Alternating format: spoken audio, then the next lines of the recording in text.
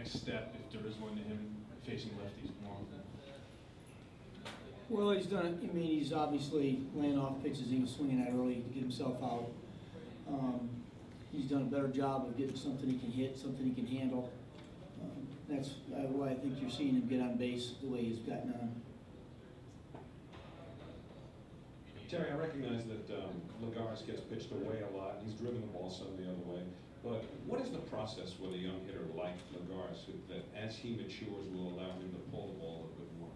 You learn how to do that. I mean, the more you play, he came up here when I saw him as a young man. He was a dead pull hitter. One of the things that you always try to strive with young hitters is to teach them mechanically to drive the ball the other way, because as we know statistically, you're pitched away more than you're pitched in. So you got to be able to handle the ball away. Yeah. Roger.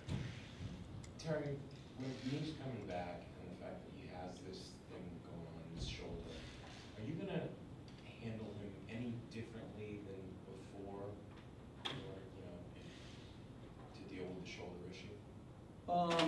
Well, we try to take care of all our pitchers, and obviously we'll, as the game goes on, as the game gets deeper into a game, we'll make sure that, if there's any signs of fatigue, any signs of dropping his arm, those types of things where it looks like his shoulder's getting tired, we'll be on top of that and certainly get him out of there if we see that start to happen. Do you envision him averaging fewer pitches per start than before the injury? We threw 80 yesterday. Certainly we'd like to get him to where, 80 and 90 would be easy, which therefore you've got to condition the arm to be able to throw 100 or more. So we've got to keep building him up some a little bit more endurance, I think. Adam.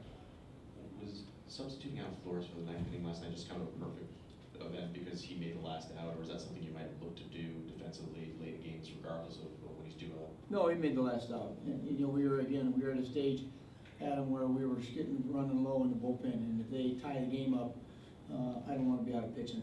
We're going to need a couple innings out of somebody. Who's got next? Josh? Not to overthink it, Terry, and I know it's only been a couple games, but is there value to the guys, especially the younger guys, saying that even with David Wright out, hey, we can still get this done so that he doesn't have to be the lean-on guy all the time? Well, I'm not sure. Some of them have been here long enough to know what it's all about yet. The importance of the David Wright in your lineup. I think they're just excited to be here. I think they're excited to play. Again, they're trying to prove they belong here. When this is all over and said and done, they want to make sure that they got jobs here. So I think that's what the main focus probably that they're looking at right now, is that, that they can show people they belong in the big leagues. Nick, over here. Terry, you saw it again last night, the speed from Young on base paths. How much of him and Lagares, also defensively, just changed everything about what's going on in the outfield for you guys? Well, it's changed a lot, not just what's going on in the outfield, it's changed the way we pitched. No longer are we, if the ball's hit, there's great confidence it's going to get caught. And I think it's made a difference in our pitching. The fact that there's a lot of confidence to challenge more hitters, to go in the strike zone more, especially at home. It's a big park. And we've got all that speed out there, including Marlon in right field, that can run some mistakes down, which helped out. Hey, Terry. It's pretty much must-see TV when Harvey's on the mound, and Zach pretty much said the same thing, that he's on the edge of his seat watching intently. He said he tries to learn from him a little bit. What can the other young pitchers in the rotation kind of pick up from Harvey?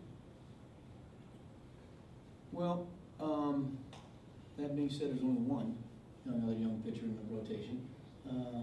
Probably the fact that if you look up, the one thing Matt has really stayed away from, and that is deep counts, walking guys.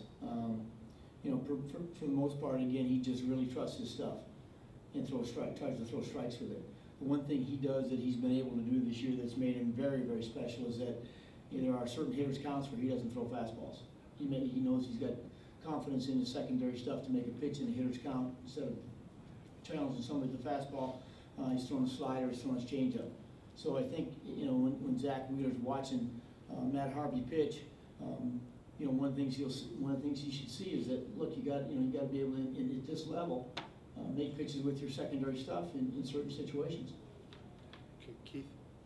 Murph hit third today. Is this just searching for a third hitter, or is it something that's going to be long-term? Well, Keith, I sat with Dan yesterday, and I said, listen, with David out, you know, we've got to take a look at what's our best lineup here. In my opinion, this is my opinion, I think he's probably as good a hitter as we have on his team. Therefore, I think he needs to be in a position where he can do some damage, be it a double in the first inning, or you know, with Eric Young standing at second base, instead of saying, hey, I got to get into third base, drive him in. So I'm trying to get him in a position to where he can produce some runs for us, Keith, and I think he's the guy. It also kind of, if you move, then by moving Marlon down one, Ike down one, all of a sudden the back end of your order has a little bit better shape than having all those young kids sitting down there in the 6 and 7 and 8 spots. So I just said, you know, we got to space this out a little bit. I thought Dave Hudgens made a very, very good suggestion with Lagares hitting him second. The importance of him and his development, being able to handle the bat a little bit better, being able to have a little more discipline to plate, to where he doesn't, you know, he's got a, hey, mate, you may have to take a pitch or two with Eric Young at first base to give him a chance to run. And I thought it was a good point. I really did. I thought it was a very good point for Wanda. You know what? And then you got to battle in the bat, which we've seen him do. But I just think hitting number 2, you know, you're going to be asked a lot of times to hit with 2 strikes, and therefore you got to really battle. And I think it'll be good for him. Yeah, Jerry. Terry, have you ever been around a pitcher like Matt, who starts generating so much anticipation from fans and even some teammates about what he might do every time out? No, I've never been around one. I mean, I've been around 2 Cy Young Award winners, Doug Grabeck and R.A. Dickey, and they, you know, R.A. maybe at the end of the year when he was going for 20 last year created the kind of excitement Matt is on a daily basis, or every 5th day or every 6th day. But no, he's pretty much captured the excitement of the Mets fans, and he should. I mean, the job he's done. I feel, you know, sometimes you get a little frustrated looking up there and seeing he's 8-2, and he ought to be 13-2. Jay in the back over Hey, Terry, you guys seem to take the extra base more often than any other team, whether it's just advancing on a hit, going first to third, second to home. To what do you credit that? Well, I got to give that credit to Tommy Goodwin. When I brought Tommy on board, I really made sure he understood one of the things that I thought was very, very important was to be aggressive on the bases. And it's taken a couple of years to get it. But as you look at, you know, you look at what we've done offensively, we aren't exactly at the top of the mix in offensive statistics, except for runs scored. And one of those things is due to the fact that we've been aggressive on the bases, and therefore we've kept ourselves in some competitive states and some competitive games where, you know what, instead of scoring a tie and run, you get beat by 1. So I just think base running is again another entity that sometimes is overlooked, but it's still a very, very important part of certainly our team. Yeah, Mike. Terry, barring an injury, do you still think we might have to wait till September to see Tejada at all? And just wondering what kind of reports you're getting on him. I talked to the guys in AAA last week. I'm going to try to get a hold of him today to get an update. I haven't talked to him today, but you know, they say he's gotten better. They think he's moving good. He's actually taking better swings. He's had a rough week offensively a little bit, but you know, I don't know when we're going to see Ruben back here. Harvey. Do you envision Hawkins as closer tonight if you need one? I'll see how he's feeling. I haven't talked to him yet, but I'll see how he's how he came out of last night. But most likely that would be the situation tonight. So this thing we were talking about before the last game about holding back a left-hander or possibly mixing and matching, you're going to go with Hawkins? Well, I mean, last night you looked at the situation last night when we got deep in the game. You know, we tried to look at matchups, and you know, we knew Cargo was sitting over there. We also knew his hand was bad. That we weren't sure he was going to play or hit. But you know, Cargo, even though it's a very small sampling, he's 0 for 4 against Hawk and 1 for 3 off of Feliciano.